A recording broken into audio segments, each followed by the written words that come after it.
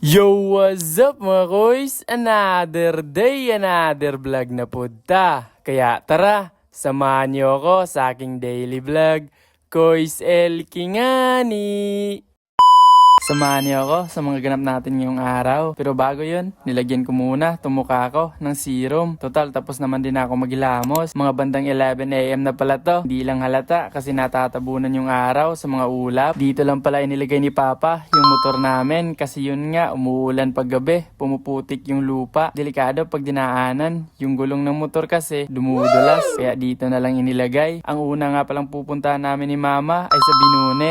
Kasi yun nga, bibili kami ng isda. Pangulam namin yung pananghalian. Ang kaso, nung nadaanan namin, ay hindi sila nagbebenta. Dito nga pala, yung pwesto nila. Kaya dumiretso na lang kami dito sa Mahinog. Umuulan pa nga, yung mahinang ulan lang. At eto nga, dumiretso na agad si Mama kung saan yung nagbebenta ng isda. Tamang hintay na nga lang tayo dito. Bangus nga pala yung binili ni Mama. Kaya dito, pinatanggalan ni Mama yung mga kaliskis at pinahiwa na rin para pagkaluto mamaya ay diretso na. At syempre, hindi mawawala yung sangkap. Kaya bumili na rin si Mama.